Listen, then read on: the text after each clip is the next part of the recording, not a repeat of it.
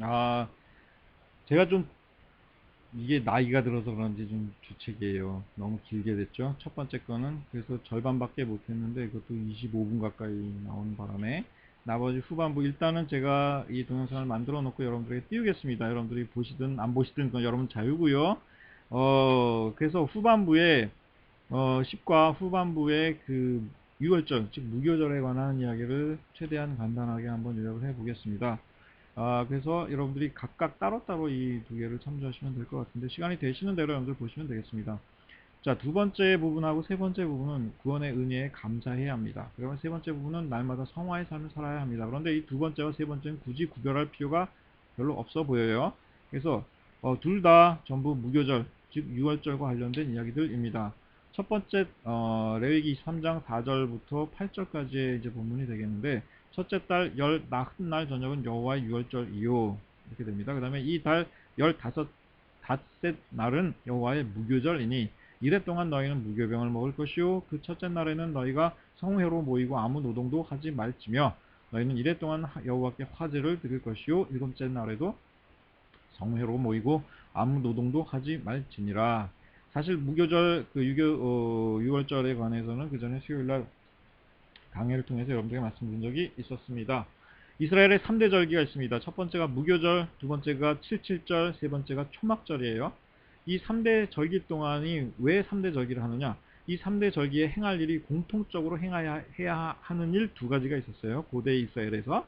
첫 번째는 전국의 모든 남자들이 매년 이 3대 절기 때마다 예루살렘 성전을 방문해서 거기에서 여호와께서 주신 복을 따라 이게 두 번째예요. 예물을 바친다. 여기서 화제를 이제 드리라. 그러니까 6월절, 무교절에는 화제를 드리라. 이런 얘기가 나오죠. 자, 그런데 무교절하고 6월절은 무슨 차이가 있느냐?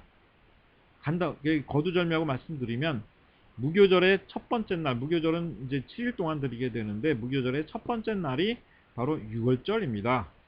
6월절이에요. 그러니까 사실 6월절은 무교절의 한 날을 이제 말하는 것이죠.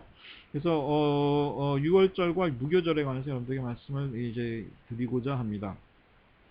일단 출애굽기 12장 본문에 보면 너희는 이 날을 기념하여 여호와의 절기를 삼아 영원한 규례로 대대로 지켜라 이런 얘기가 나오고 너희는 이래 동안 무교병을 먹을지니 그 첫날에 누룩을 너희 집에서 제하라. 이 무교절 동안에는 그 무교병을 먹어야 했어요. 무교병에 대해서는 지난번 강의 때 이제 제가 직접 만든 거를 무교병을 여러분들에게 나눠 드려 가면서 무교병이 이제 뭔지 여러분들에게 말씀드린 적 있죠. 무교절이란 무교절을 이제 이날에 그러니까 무교절을 왜 지켜야 하는지 그것부터 말씀을 드리겠습니다. 7페이지 맨 위에 있습니다. 이날에 내가 너희 군대를 애굽 땅에서 인도하여 내었습니다. 그래서 대대로 이날을 지켜라. 이제 이 말씀이 출애굽기 12장에 나오고요. 그러니까 다시 말해서 애굽 땅에서 하나님께서 이스라엘 백성들을 이제 이끌어내신 출애굽 사건을 기념하는 날이 바로 무교절입니다. 그때 무교병을 먹었거든요. 무교병 발효되지 않은 그 빵. 그러니까 사실 과자예요. 딱딱한 과자와 같은 그런 이제 오늘로 말하면 전투식량 같은 건빵 같은 그런 이제 거였죠. 자, 그럼 6월절은 무엇이냐? 6월절은 이 무교절의 첫날 밤으로 하나님께서 애굽의 장자를 죽이신 반면 이스라엘의 장자를 살려두신 날을 기념하는 날입니다. 그래서 레위기 23장 4절 6절 보면 이것이 너희가 그 정한 때에 성회로 공포할 여호와의 절기들이니라 하시면서 첫째 날 열 나흔 날 저녁 여호와의 유월절이요 이달 열 닷셋 날은 여호와의 무교절이니 그러니까 무교절 하가 맞죠 이렇게 되어 있습니다. 그러니까 무교병을 먹는 날 그런 무교병을 먹는 절기 뭐 이런 뜻이 돼요. 그러니까 무교절 이게 이래 동안 너희는 무교병을 먹을 것이요 이렇게 되어 있습니다. 7일 동안 무교병을 먹게 돼 있다 이겁니다. 날짜는 첫째 달 14일, 즉 아비벌, 후대에는 아비벌 니산이라고 했어요. 그래서 오늘날로 치면은 현대 달력으로 하면 한 3, 4월 중에 걸립니다. 그래서 첫째 달 14일째부터 7일 동안 무교절을 지키게 되어 있습니다. 그래서 그 출애굽기에 보면은 또 이달을 너희에게 달의 시작, 곧 해의 첫날로 첫 달이 되게 하고 그래서 출애굽한 그 달이 너희들의 달력에서는 매해의 첫 달이 되게끔 만들어라. 이제 이렇게 얘기를 한 거죠. 그래서 또 이제 누가복음에도 보면 예수님께서 그 제자들과 그 만찬을 이제 가지셨는데 그게 바로 6월절을 준비하는 6월절 만찬이었습니다. 그래서 누가복음 22장 1절 보면 이런 표현이 나옵니다. 6월절이라 하는 무교절이 다가오매 이렇게 이제 되어 있고요. 바로 이 날을 이제 기념하는 이유는 신명기 16장 1절에서 가장 명확하게 나옵니다. 아비벌을 지켜 내 하나님 여호와께 유월절을 행하라. 이는 아비벌에 내 하나님 여호와께서 밤에 너를 애굽에서 인도하여 내셨음이라. 이렇게 이야기를 하는 것입니다. 자, 그리고 유월절과 일곱째 날 성회를 모이게끔 돼 있어요. 그날은 굉장히 거룩한 날로 지킵니다. 그래서 모여서 예배를 드린다 이거예요. 그래서 출애굽기 12장 보면 너희에게 첫날에도 성회요 일곱째 날에도 성회가 되리니 너희는 이 두 날에는 아무 일도 하지 말고 각자의 먹을 것만 갖출 것이니라. 이렇게 되어 있습니다. 그 다음에 7일 동안 무교병, 이제 발효된 빵을 먹으면 안 돼요. 그러니까는, 근데 혹시라도 먹게 실수로 먹을까봐 집안에 청소를 다 합니다. 대청소를 해서 그 발효된 그런 누룩이 들어가 있는 어떤 음식도 전부 다 태워버립니다. 누군가 실수로 먹을 수도 있으니까, 아니면 유혹을 받거나. 왜냐? 무교병이 무지하게 맛이 없거든요. 그러니까는 누군가 무교병 한 6일째 막 이렇게 되면은 정말 빵 먹고 싶어가지고 안달이 나겠죠.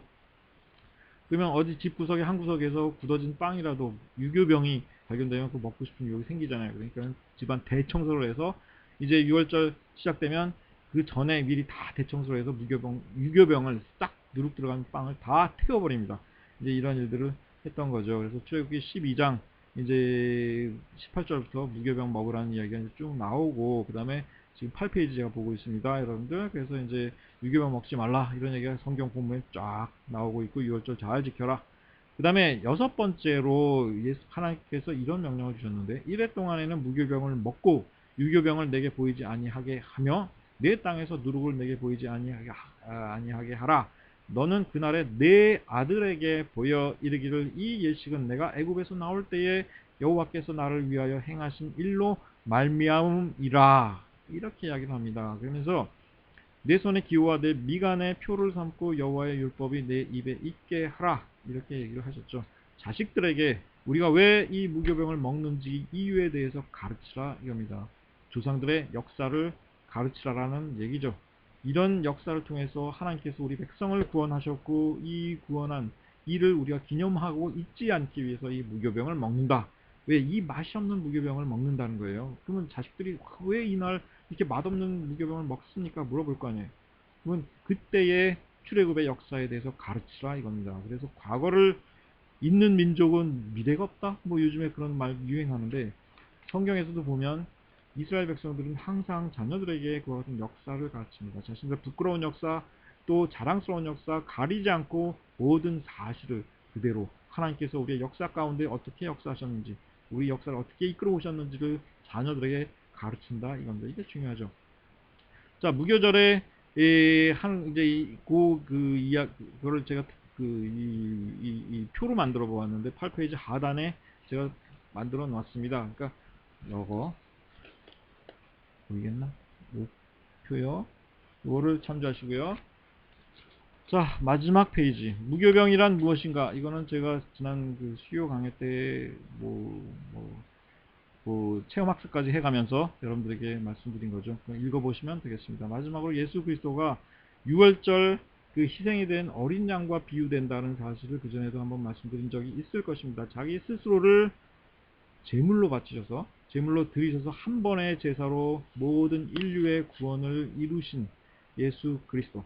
그 다음에 그가 마지막 만찬을 하실 때 그게 바로 6월절 만찬이었고, 제자들에게 내 몸과 내 살과 내 이 피를 이제 먹는 의미로서 포도주와 이제 빵을 함께 나누셨잖아요. 그러니까 바로 자기 자신이 그런 6월절 제물이 된다라는 그런 상징적인 행동을 보이신 겁니다. 그러니까 그 최후의 만찬이요.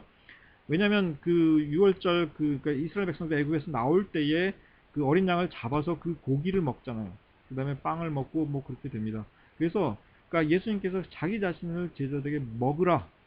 난 6월절 양이다라는 의미를 주신 거예요. 그래서 6월절 양이 대심으로 이스라엘 백성들을 죽음에서 살리신 이제 그런 걸 보이신 거고, 그래서 우리 그리스도인들에게 6월절의 의미는 바로 예수 그리스도께서 우리의 죄를 대신해서 우리의 목숨을 살리기 위해서, 우리를 구원하기 위해서 이제 그런 어떤 제물이 되셨다라는 그런 의미가 강합니다.